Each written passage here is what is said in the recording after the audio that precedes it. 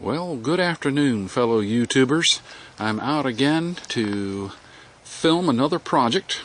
This is going to be my 2004 Sienna, Toyota Sienna XLE van that the steering rack is basically toast. I'll be able to show you that once I get this vehicle jacked up and underneath, but I just wanted to welcome you to sunny North Carolina, where we've had snow and single-digit temperatures.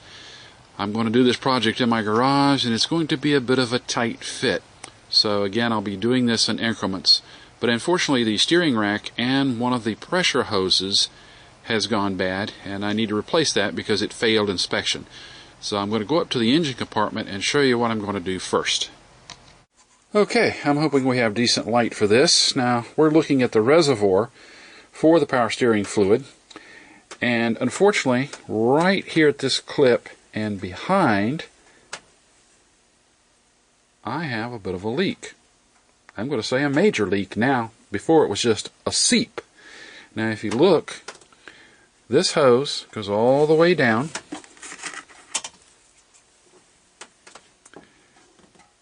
to the fender well, takes a turn, and then goes up underneath the car. So I'm going to have to remove the apron in order to remove this entire pressure tube. Now, you would think that that piece of rubber hose would be the only thing I'd have to replace because it only goes 8 to 10 inches down. Nope, that's not the way it's made. You have to buy the entire setup from Toyota. Now, I got this part online at its OEM. I got this part online for about $75. It's normally $115 and up. I do go OEM in these circumstances, and I believe this is the only thing you can get with this particular pressure hose. I didn't want to attempt to use just a small piece of tubing and have it leak and lose steering ability, because this is my wife's car, and you know how that goes. She drives it, I fix it.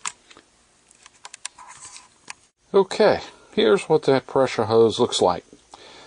Again, it's all pre-formed, and again, I did not want to take a chance on anything failing, especially with my wife driving the car. So here is that part. Now I'm going to go to the other side and show you the steering rack.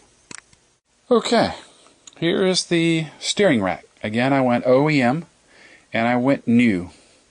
I did get these parts from Toyota Scion Parts Direct.com. So the rack, brand new, I believe was about $526, and again $75 for the pressure tubing and hose. Then there was about $30 to $40 shipping. A significant savings over going up to the dealership counter. Now, I spoke to one mechanic. I do have a tendency to use justanswer.com, and spoke to a mechanic there. He says if you don't use the OEM, he's had good luck with a company called Maval, M-A-V-A-L, or Maval, just depends on where you come from, how you say it. Maval, they're remanufactured. To save a little money, you could do that. And he says he's really had no problems with that particular company's products. Again, for the difference in price for me, and it wasn't that much, I want to say maybe $100, I went ahead and just got the new unit altogether. Before I attempt to jack this car up, I'm going to go ahead and drain all the fluid from the reservoir. Why? Well, once I jack this thing up, it's going to be tilted back a little bit, and it's going to be more difficult to get all the fluid out. Now, some people use turkey basters. Some people use a syringe with some rubber hose on the end. But what I'm going to do is I'm going to put a container right down in here. Well, how am I going to keep it from splashing all over the paint job? Because you know, this stuff will eat up the paint. Aluminum foil, or if you're British, aluminium. Take some aluminum foil, form its own funnel into the container, and when you're done, wrap it up and throw it away. I do that all the time on lawnmower engines, especially some of these engines on the riding lawnmowers. Oh my gosh, trying to get in there and keep it from spilling all over the engine is difficult. So I just make my own little funnel out of aluminum foil. So that's what I'm going to do first before I, like I say, jack this automobile up. Since I'm changing the fluid, the entire rack anyway, I'm going to put in new fluid altogether. And I want to say that was probably maybe another $20 at best. Okay, so I've disconnected that little hose, And if you notice, that's a very long stem. That's probably about 3 inches or so. It required a minimal effort, but you can see I've got it in the container, just a little bit splashed on the fender, but that's okay. I'll wipe that off, and I just went ahead and took the cap off so it would vent. I'll give it a little while to drain. And there's my aluminum foil. Okay, in the process of taking this tube out, on the fender, if you can see, there is that one particular bolt, 10mm head. And what I did do is take my ratcheting 10mm. You could probably do it with a standard, but it was just a little bit easier using the ratcheting 10mm. It is a very tight fit. Now luckily I got skinny fingers and skinny hands. I make good mechanic's hands because I can get in some tight spots. But you've got to take that out in order to get the tubing off the fender well, and then work your way down to take the tubing off down there where the apron is. Let me back this up a little, and you can see the rough location. Alrighty then, as you can see, I do have the car up on jack stands. I do urge safety. These are 3-ton jacks that I have, and I'm sorry, jack stands. I do have a 2.5-ton jack, and I do recommend that you never, ever use a jack to support the car when you're working underneath. That's dangerous and could be fatal. So I have put the car up on jack stands, one on this side. I've taken the wheels off. I wasn't going to show you that. I've got a nice impact wrench, 1/2 inch Ingersoll Rand impact wrench, and was able to remove the tires fairly easily. So let me swing over to the other side and show you what's there. Pretty much the same thing. You know, you always put your jack stands at the pinch point or the pinch weld where the jack is designed to go so that the car doesn't fall on you. Also, I want to take note, I'm in my garage. It is a bit of a tight fit. Something you need to be aware of. Let me work to the back here. And you'll notice my bumper is very close to the garage door. You can see the bolt way down there. So you want to be careful that, when you jack up the car, it's going to tilt this car up and it's going to get a couple inches closer to the door. So I'm cutting it very, very close. Always be aware of that, or you're going to put a couple of holes in your bumper. Alright, so I'm up underneath the car right now, and it's cold down here. This is the passenger side boot, and you can tell that there's a lot of grease. And depending on which direction it's in, you'll see that the boot was torn fairly substantially. It's not a leak, it's toast. So, you don't really replace the inner tie rod. Don't know how long this has been leaking. All the experts say just replace the entire setup. So you can look at all the grease that is accumulated from all that fluid traveling from the boot and spinning its centrifugal force all over the bottom of the car. Alright, now I am looking from the passenger side fender well into the compartment. Now, forgive me, but I've taped one flashlight to the tie rod, and I figured I'd give you the best lighting, but let me show you here how things have just demolished. As you can see, it's a little hard to tell because I can't get enough light in there, but I can put my fingers inside and touch the inner tie rod there. So, needless to say, this has seen better days. At 184,000 miles, I kind of figure things to break. Upon visual inspection, this particular brace here that goes up to the McPherson strut, if you notice down toward the bottom, there's grease. So that seal has given way. That will need to be replaced. So I bought those from Rock Auto, and they're Beck Arnleys. I think they were like $27 a piece, not including shipping. I've also decided to go ahead and replace the outer tie rod ends. I mean, they look fairly decent.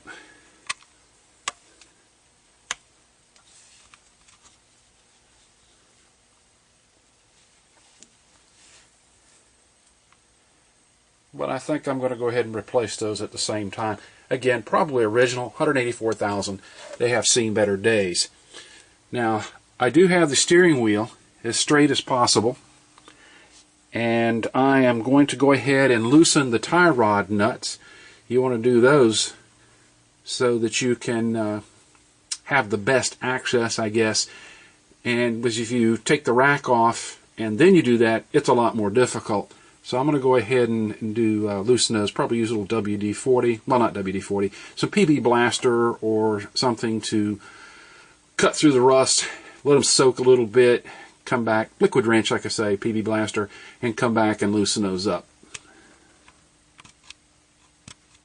Alright, well, back up top here for a second. I decided to go ahead and put the new pressure hose in before I started working on the rack underneath. Now, the problem that I had is that these air conditioning cooling lines are in the way, and I definitely don't want to damage those. And if you look right there, the mount that holds those pressure lines in has like a 10mm head bolt in it. I decided to undo that and pull it up a little bit in order to get this entire tubing out, because the tubing, you know, is kind of convoluted. I figured that'd be the easiest way. But in order to see that bolt, the wiring harness clips on right here, right in there. And so there's a little pinch clamp in the back. Takes some finger effort or a screwdriver to pinch that together to get the wiring harness out of the way to see that bolt. Took the bolt out, loosened it up. Oh, by the way, I found another bolt, 10mm head bolt that holds this pressure line in way down here, right down there. You can see my finger on the fender again. It's out of sight, really, and it's just across from the alternator belt. So found an additional bolt there, and I'm going to go ahead and put the new line back in. Okay, well, I've hit a couple of snags, nothing major. It's cold in this garage, so I had to run the kerosene heater. But the one bolt that held that high pressure line in, that was very close to the alternator, I dropped it. I can't find it. I'll probably find it. Okay, before I was so rudely interrupted by my compressor, I was saying I lost that one particular bolt somewhere here in the garage on that high pressure tubing. I'll locate it and put it in sometime later. Oh, also understand when you take those lines apart, it's messy. Make sure you have a catch pan or a drip pan someplace. So I started working over here on this particular tie rod end, and the passenger side, the set nut came off very easily, and all you want to do is loosen it, because you're going to have to count the number of valleys or threads when you put things back together. But this one on this driver's side is a bear. I just can't get enough leverage to get in here and actually hold the tie rod end and then undo the set bolt. So I'm going to have to take this off, and you know, regrettably, but that's how it happens. This is when I wish I had a lift. I just can't get underneath far enough to get that done. I'll just take it apart once I get the steering rack out. I've gone ahead and taken the cotter pin out of the castle nut, and I usually use side cutters. Works very well. And I'm now going to go ahead and take my impact wrench and take the castle nut off. It's a 17mm in this case. Oh, the two wrenches that I used on the flat part of the tie rod end and the steering rack were like a 22 on the nut and a 21 on the flat side of the actual rod here.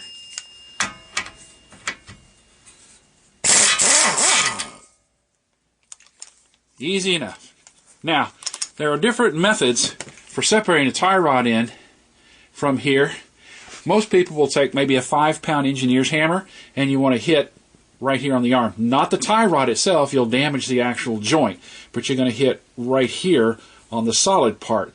Some people will even put the castle nut back on, and just enough that you can barely see any threads, back it off a little bit, and then take a hammer and hammer that up. But then you run the risk of damaging the threads. Well, I prefer like the Pitman arm puller. I go to AutoZone as a rental tool, AutoZone Advance, O'Reilly's, and I have it pop it off. It's just much gentler. You can use a pickle fork, but a pickle fork has a tendency to tear up the boots. Alright, I hope you get a good view of this. Mind you, I'm kind of doing this backwards, but you can see how that long bolt will fit on top of the bolt for the tie rod in, and what it's going to do is the two edges grasp just below the belt, just below the boot, and it will push it through. These things are tapered, and it takes a little oomph, and sometimes it'll pop, but that's okay. These things are in tight. You want them to be in tight. So let me go ahead and turn this off for a second and go back and undo this. Okay, actually that didn't require that much effort. If you can see, now the tie rod will just pop right out. Oh, since you're dealing with a steering rack, don't forget, well, the first things you might want to do is secure the steering wheel. You want to make absolutely sure that it's in the most straight line possible. And I used my seat belt to run it through and secure it to the other side so it doesn't spin on you. When you get to the point where you have to start taking the steering rack out, you're going to have to undo the one bolt that holds it into place, that you can adjust it. If that were to spin freely, you would do some very expensive damage to your supplemental restraint system. The horn, it's called the clock spring. You would damage those components. That's very expensive to repair. So make sure that your steering wheel is centered and secure. I've already done mine. I just didn't put it on the film, but that was one of the first things I did so I wouldn't forget. Okay, this is my second day. Had to give up last night. It was getting a little bit chilly and a bit late. And let's see, let's start off now. Comes the most difficult part, and that's getting underneath this vehicle to get all this stuff taken apart. Now, if you remember how I'd done the tie rod ends, this one, I even used a little bit of heat, and I still couldn't get this thing undone. I just don't have enough leverage. I can only get the car up so high on these jack stands. Boy, I tell you, one day I'm going to buy me a lift. I'm going to retire and buy a lift. It's really hard to get some leverage on some of these bolts. Luckily, this is the side that it's going to come through. This is the driver's side, and it'll pull through. So what I'm going to do is take it off. I may have to put it into my vise to get it off, but I'll try it again. I can take the passenger side off fairly easily. I'm an IPB blasted liquid wrench heat, and I just can't get the leverage, and I can't get a cheater bar on there. It's just not enough room. Now, if you remember this little strut that went here, I took those off on both sides because you're going to have to lift the bar, which is a little difficult to see right there. Let me see, let me get the flashlight. Okay, you can see the bar right along here. You're going to have to lift that up and above to get to that set of bolts. There's one there, and there's one on the back side where my wrench is. That's the actual bolts or mounting bolts that hold it in place. So what I did is I went ahead and lifted the bar on both sides. Now I've got to go underneath and take a couple of screws out. There are a couple of bushings, and there's 2 bolts per. And let me get up underneath and I'll show you what I had to do. This has not been pleasant. It's very difficult doing this on your back. Again, I'm lying on my back looking up. There are 4 bolts. There's 2 here and 2 on the opposite side that hold the torsion bar in. And there's the torsion bar. Very difficult to get these things out, especially on this side, which is the driver's side. And, you know, they're on top. It's like a 12mm head bolt that's on top, not the bottom. So let me scoot back and I'll show you why it was so difficult. Now, if you look right here, there's 1 bolt in front and 1 in the back here. And the problem is you have a pressure line there and a pressure line there. Now, this pressure line runs to a pressure line behind this bar. I had to take it off here and then take it off up here on the steering rack. Why? In order to get to the other pressure line with my crow's foot, and I used a crow's foot line wrench. You don't ever want to strip those things. If you can see, you want to use a crow's wrench, not your standard wrench. or what they call a line wrench or flare wrench. I just happen to have a crow's wrench that I could put on an extender. This is extremely tight space in here. So if you can see that nut, and oh, also had a surprise there. Was not expecting this. On the end of that fitting, on the bottom, there's an O-ring. Did not see that in the parts list, nor did they include it with the actual new OEM part. So I've got to inquire about that. So then, once I got that pressure hose off the top, which is rubber, comes down to the pressure hose here. There's also a little 10mm head bolt that keeps the pressure line in place. I had to loosen all that up so I could get in there and wedge my crow's foot on that lower fitting. That took a bit of oomph too, because again, you don't want to strip that. Definitely makes for a bad day. Now, understand, I'm on my back, and this gets very messy. This fluid continues to drain, and you need to put a lot of rags on. Oh, I also recommend, I wear glasses, and they're shatter resistant, but I recommend safety glasses, because when you start taking these bolts off and all this fluid coming out, you're going to get stuff in your eye, and you definitely don't want to do that. So I definitely advocate having some kind of safety glasses on. Oh, let me mention here, what I did is I used a 1/4 inch ratchet that has a flexible handle, and it was a 10mm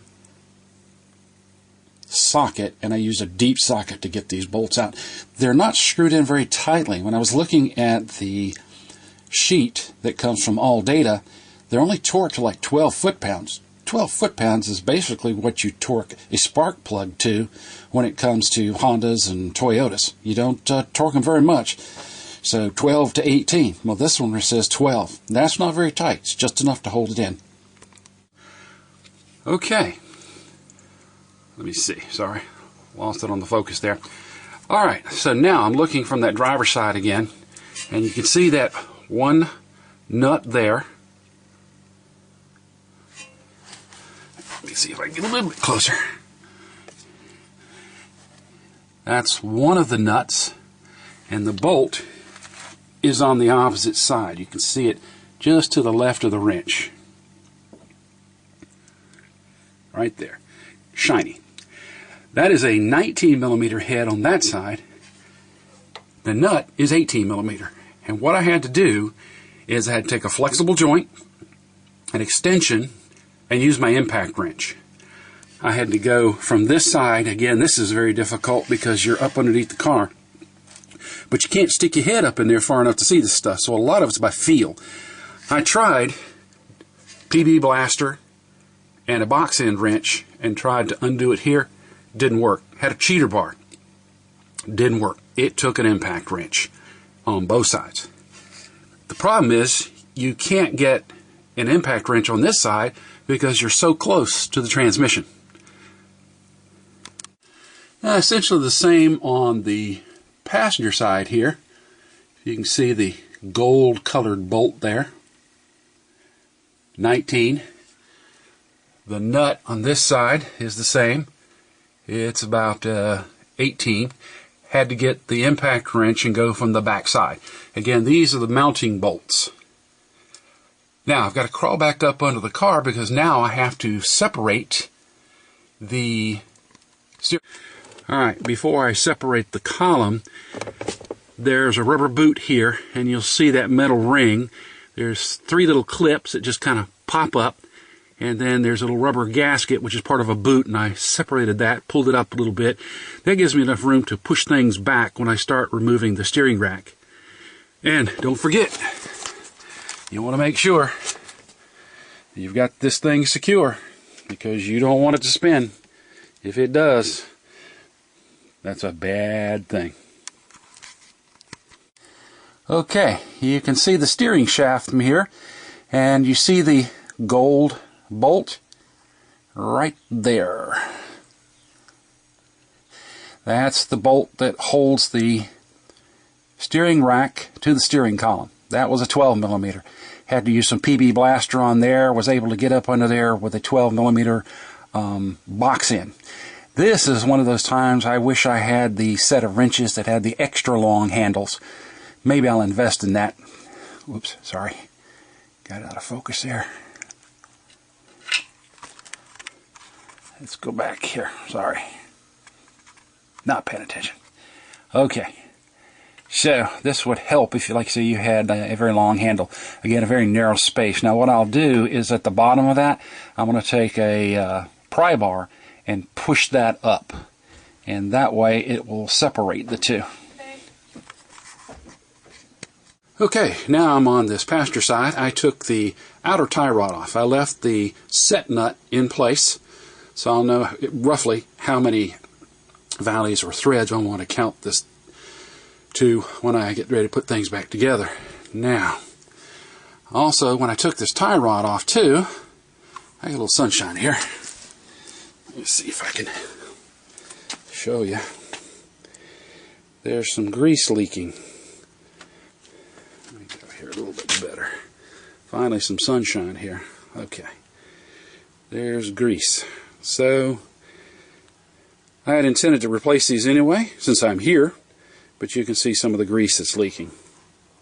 Okay, as I was getting ready to pull the rack out over here on this passenger side, I forgot this one little bolt right there. Here's a 12mm nut, and that line goes all the way over and connects with the rubber hose that I had to take apart near the steering column in order to get to the high pressure hose, which had the I had to use the line wrench on. So that goes all the way across and it's mounted here. So I had to take that bolt off, and now I'm working on pulling out the steering rack in by itself. I double check, make sure there's nothing snagged because I don't want to break another pressure line. Those things are expensive. Okay, just to show you, I have it most of the way out just so you can see the tilt. Again, I'm on the driver's side, and you can see the tilt that it requires to get this out.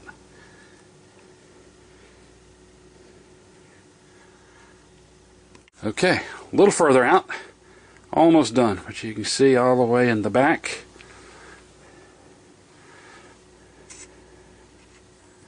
Okay, got this monster out. Alright, so let's do it this way. If I'm driving, there's the driver's side. Here's the passenger side. And here is the damage.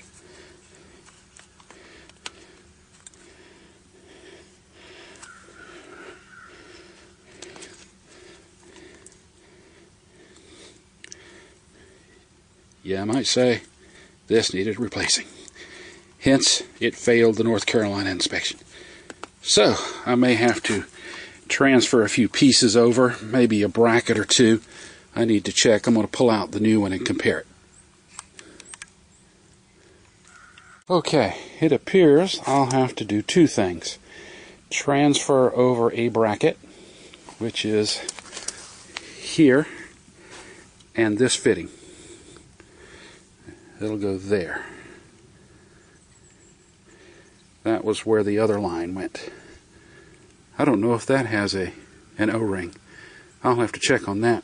I'll take it apart. And then I have to take off this tie rod. But things look the same.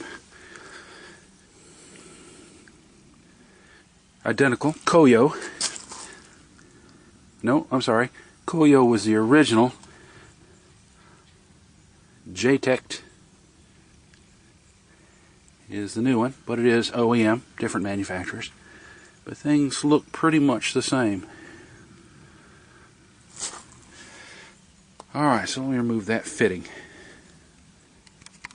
Okay, this fitting is going to be a, I believe, 17mm. Yes, 17mm. Now this is the crow's foot I was talking about. I bought these several years ago. Where'd I get those? Northern Tools. Don't remember how much I paid for them, but they came in very handy when I had to do the fuel filter on a 95 Accord. Trying to reach that lower nut on that required this and several extensions.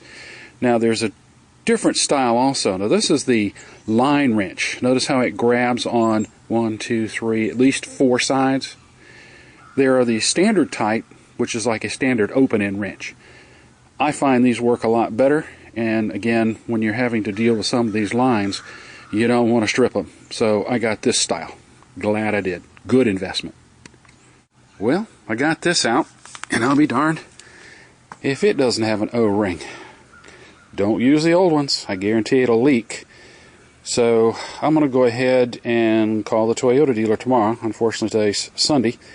I'm going to call the Toyota dealer tomorrow and see if I can get some new O-rings.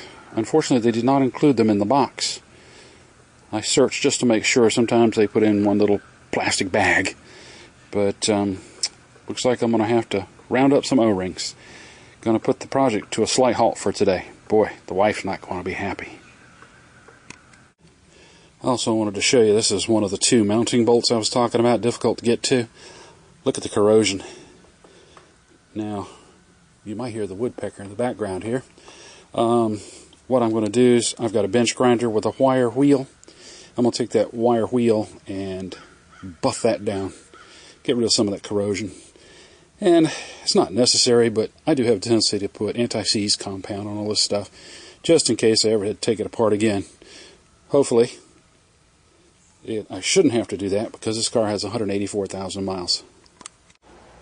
Buff that bad boy up. Nice and clean. Good clean threads. I love a bench grinder.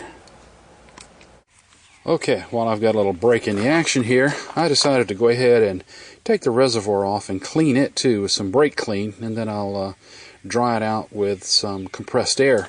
But as you can see, this is what I've just cleaned on the inside, and this is what was in there. That was why it was so doggone difficult to see the fluid level. This stuff is very, very old, and surprised, as the mechanic online told me, surprised that the power steering pump didn't fail.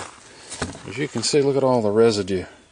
So I'm going to clean this bad boy out, and I'll put that back in, and when I'm all done, fill it back up with the fluid.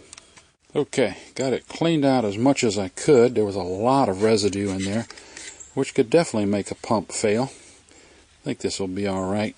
I think a new one discounts $124. And although it looks like you can just slide this out of the bracket from inside the car, you really can't because there's some clips there.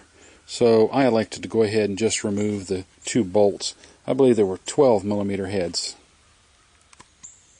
I stand corrected. There are two 10 millimeter head bolts. One there, one down there. Okay, while I still have a little pause in the action here, I want to show you what the old fluid looked like. You think it looked pretty bad inside that reservoir. This is what it looks like after I emptied it. Now, it's pretty nasty. You can't even see through it. Actually, you can see my reflection. Pretty nasty. So, again, since I'm replacing the rack and that pressure tube, I'm replacing everything, cleaned out the reservoir, and will replace the fluid. Okay, so we're back after a couple of week break. No offense to the Canadians, but they sent us all this cold weather and some pretty severe snow. They call Canada the Great White North, which is great, but this is North Carolina. We do not call it the Great White North Carolina. Canadians, please take it back. Okay, so like I say, it's been several weeks, and what I've done, I did remove the rack, and I have taken off the set screws. I counted the threads. Now, as you're looking at this, this is if I'm at the front of the car looking back, because you can see where the pressure lines, that's the return line, and the pressure line will connect underneath it, run back. So here's the new rack, and here's the old rack. So this is going to be the passenger side, and that's where the demolished boot was. When I removed the tie rod in, it was pretty easy to slide it through after I removed the two bolts that attach to the mount. That can be difficult. You need an extension and a wobble or a universal joint on the driver's side, I believe it was. It's really difficult doing that on your back, and it really helps if you've got a second person. One can actually hold the bolt, which is facing forward, while you take the impact hammer and undo this. And that's what it took. It took an impact wrench, an impact hammer to get this apart. It was so tight. Now, when I removed this, I went ahead and I took the tie rod end on the driver's side off and just left the screw. I left this, or the driver's side tie rod end, on. Really wasn't necessary. I mean, you can leave it off and reinstall it and put it on then, but I just elected to go ahead and put it back on. The set bolt was 11 threads on this side, counting from the boot toward the bolt. On this side, it was 10. So they're both fairly close. I went ahead and installed this nipple that came off of the old unit into the new unit. And as I said, I never did get an answer on the O-rings. The O-rings that are in here are not a Toyota part. There is no part number. It really doesn't even show you on the schematic. So the dealership was not much help. I went ahead and contacted the company that manufactured this, J-Tech, J-T-E-K-T. Sent them an email, I don't know, a little over a week ago, inquiring, how can I get these? What size are they? Can I buy them from them? Can I buy them someplace else? I never did get a response. And J-Tech is somewhere in the U.S. I just can't exactly remember where. So I never got a response there. I went to good old Napa, and I ended up getting nitrile, which is good against oil and most fluids. Nitrile O-rings, number 11s. And if you compare them, like I say, the new ones are a little bit fatter as compared to the original. But then you have to consider the originals have been compressed over time and have become a little bit on the brittle side. They didn't break, but they were not as flexible. They also had some hydraulic O-rings, but those O-rings were much more solid because I guess they handle a higher pressure. They had less flexibility, so I elected to go to the nitrile. That's the Beck Arnley tie rod end, again on the driver's side, and that's left, and then that's right. So I'm going to install this back in the car, and I'll put that tie rod in after I get it in. It's just so much easier because you have to go all the way across the car. Oh, one other thing I wanted to point out. You can tell just over time, again, 188,000 miles, this is stiffer.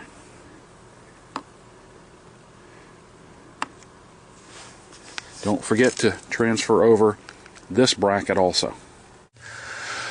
Alright, I did get the rack back in, and I think on second thought, if you see the stem up there, that's where the return tube is going to go. The return tube from the power steering fluid pump and so forth and so on. Leave that out. Go ahead and take it out, and don't put it back in until you put the rack in. I'll tell you why. Once I got this rack in, I had to tilt it forward, and that's toward the front of the car, forward, to gently work it in. Slides in pretty easily, but you just have to tilt it a little bit forward and just kind of nudge it in. Now, when I hooked up, you look at the black line there, I've just had the most unpleasant experience. The black line is the pressure line, and for some strange reason, it just didn't want to thread. It took me an hour to finally get this to thread. Now, these are threads that you do not want to strip, or you've made a very expensive mistake. You want to thread it by hand. So I finally got it done. I don't know why it pitched a fit, but it just didn't want to cooperate. So it was much easier to have the nipple removed. Go ahead, get that threaded in, tightened up, and I'll have to look at the sheet. It's minimal. It's not extremely tight, about like a spark plug, anywhere from like 12 to 18 foot-pounds. I'll look on the actual sheet and see what it says, but you want it firm. So I tighten that up. I will then put the rubber hose on my metal tube, which is buried up in here somewhere. There it is. Right there. If you can see it, it's kind of tough. Again, I'm lying on my back, sitting on my head. Right there. I've got it tucked up high. But I'll put the rubber tube, connect it to the nipple, connect it to the line, and then And I should be connected under here. There's also this little bracket right there. If you can see, right there where my flashlight's pointing. That I'll put that back on. There's 2 rubber grommets to go around each of the 2 tubes to keep it from rattling. I'll put that bolt in. And I've got to tighten up the 2 mounting bolts. I'll let you know what that torque is too. I've got to look it up on the sheet. But I left those loose so that I could adjust things and manipulate these lines. So I'll tighten up those bolts, then I'll put this hose on to torque these particular areas down. But as I said, this is probably the most difficult part of it right here. Very, very difficult lying on your back. It's great if you have a lift, but since I don't, this is the most frustrating part. I have been playing with this for an hour on a cold concrete floor. It's only about 45 degrees here today. Okay, I was correct. It was about 17 foot-pounds for the pressure line. Now I'm working on the mounting bolts here. And if you look right there, that's the nut. That's a 17 millimeter. And back over here, the shiny one in the back. Let's see if I can get a really good tight shot there. That one right there, that's a 19. That's the bolt. So the bolt comes from the back, pushes through to the front, and that's where the nut goes on. 19 millimeter. This is the passenger side. Now I'm going to go work on the driver's side. Okay, so there's the nut right over there. This is the driver's side. Again, that's 17 millimeter. And there's the bolt. You can see way back there, the shiny thing. Right there, that's a 19 millimeter. Everything's torqued on both sides to 52 foot-pounds. What I had to do, when I took this off, I used the 1/2-inch impact wrench and 1/2-inch socket. I had to get the 3/8 inch torque wrench in here. My 1/2 inch is so long and this car is not up far enough, I didn't have enough leverage. And so what I did is I set my 3/8 inch with a little modifier, you know, the 3/8 to 1/2 inch adapter, stuck it in there and torqued it down to 52.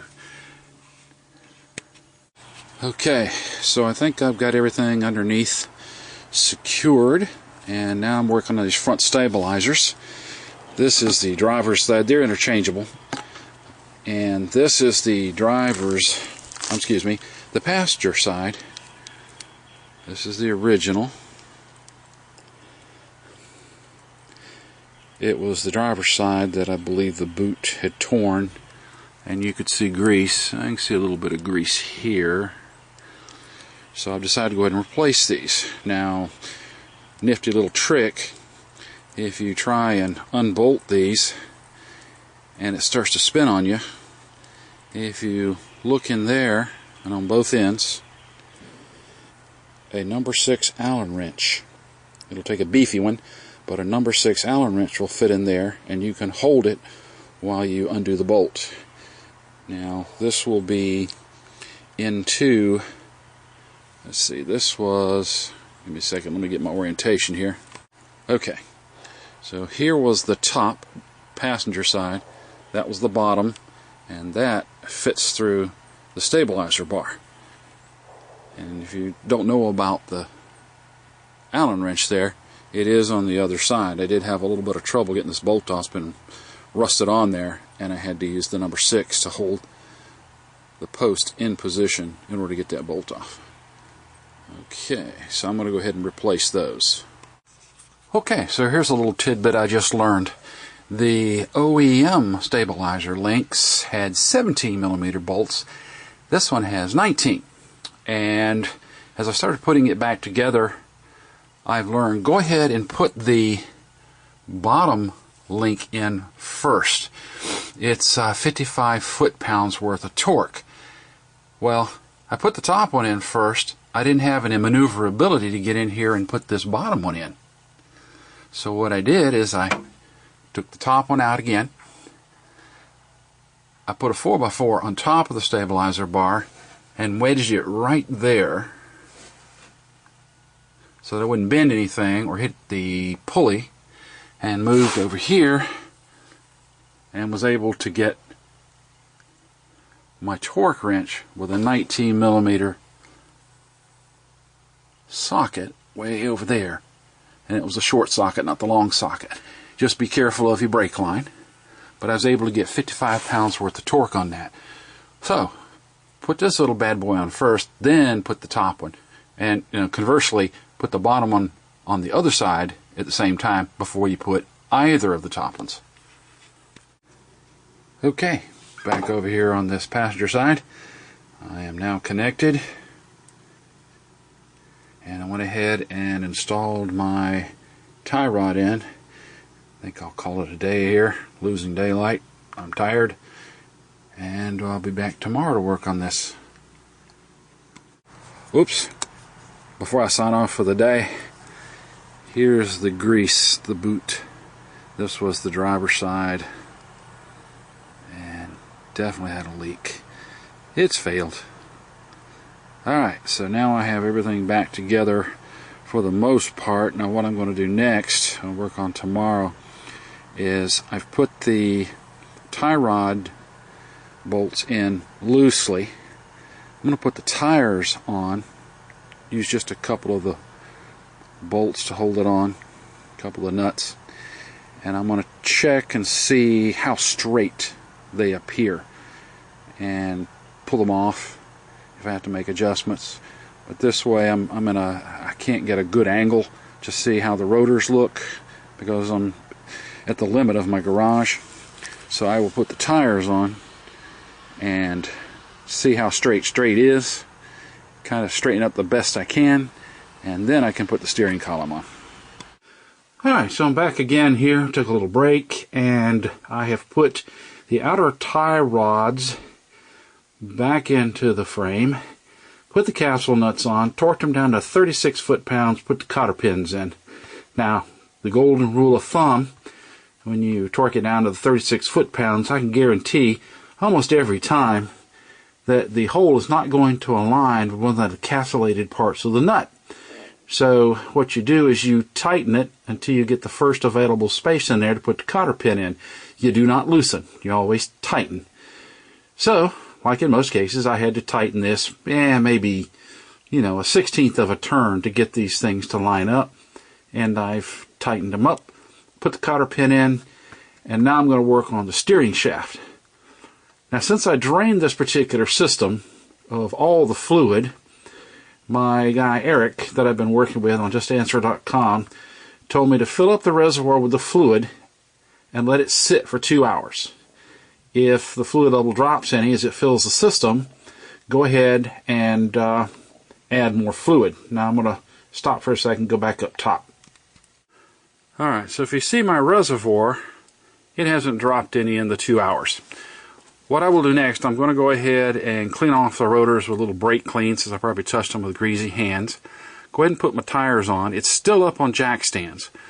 I am then going to connect the steering shaft back to the new steering rack.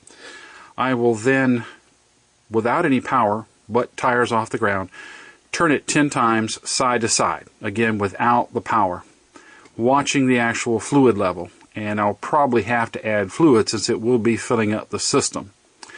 Then, with the tires still off the ground, I will then crank up the engine and turn it side to side about 30 times. And you'll probably see all kinds of air bubbles as this system displaces the air. So once I get this shaft reconnected, and I'm going to have either my daughter or my wife hold the steering wheel for me to keep it as straight as possible, I'll then start on that process. And by the way, this was Dexron 3, Dexron 4 automatic transmission fluid in this car. I ended up getting the Dexron, hold on a second. Here we go. Castrol Transmax Dexron 6.